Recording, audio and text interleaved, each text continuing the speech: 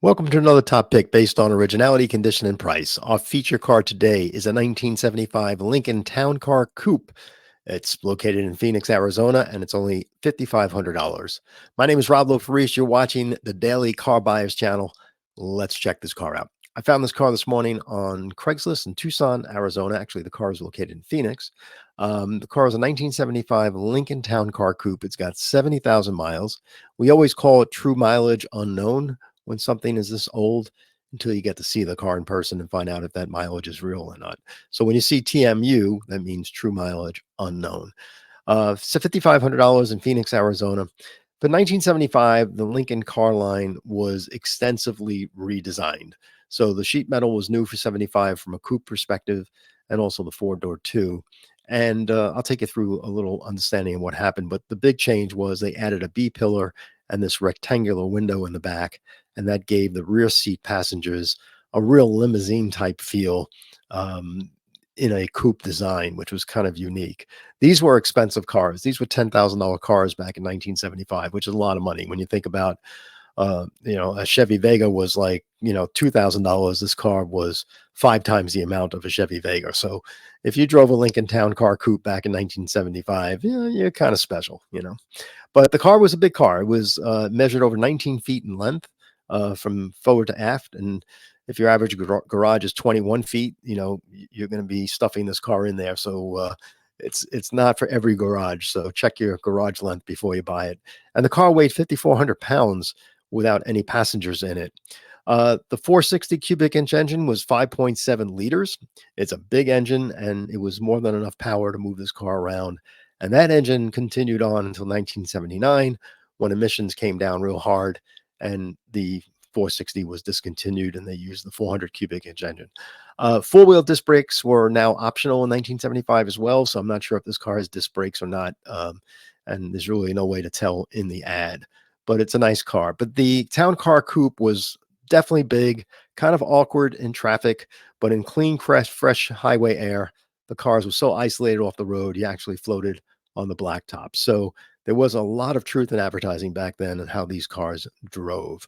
Let's go look at the ad and see if we can tear it apart a little bit. Now, this is a $5,500 car, so there's going to be things wrong with it, right? So if this car was perfect, it would be $12,000 or $14,000. But this car has a lot of value for a $5,500 car.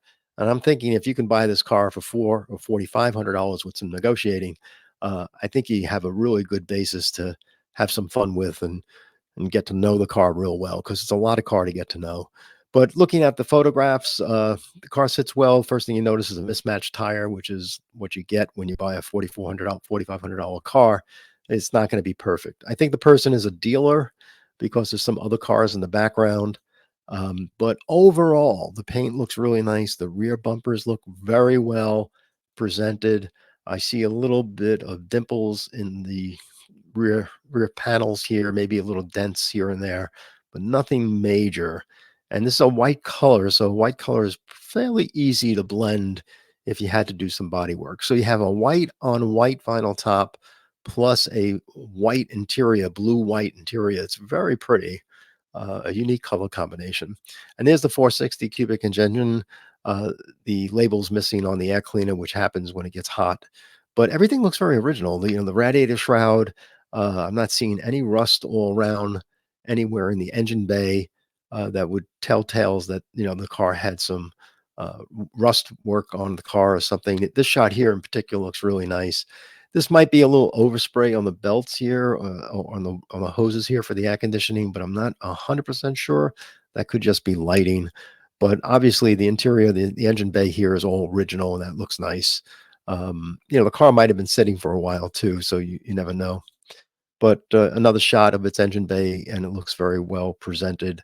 Again, possible some paint spray here on the fender liner, but it's hard to tell. It looks like he has a new battery in it too.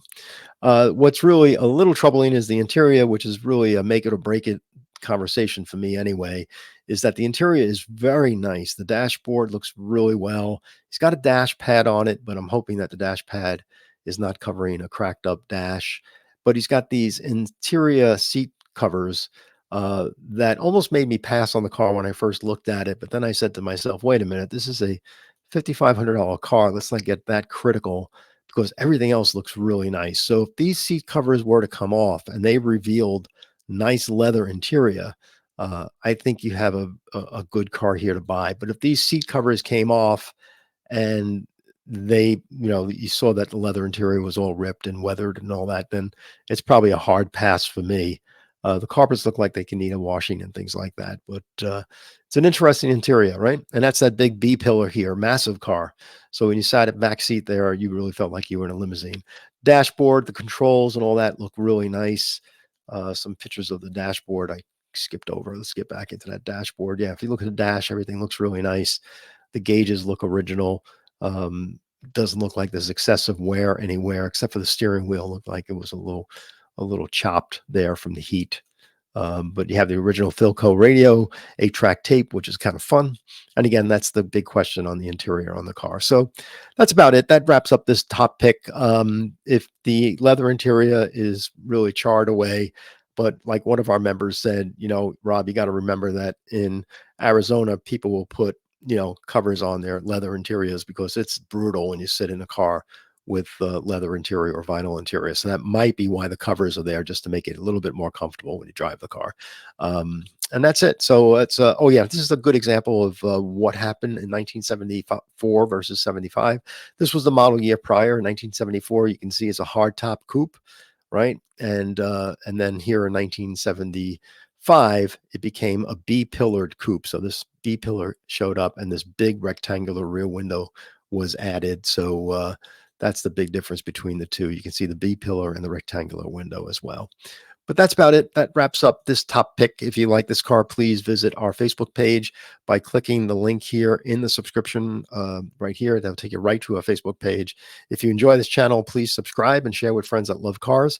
We're looking to do a live Q&A soon as we get more and more members. So thank you for your support. We'll see you again real soon on another Rob's Top Pick. Have a good afternoon. Bye.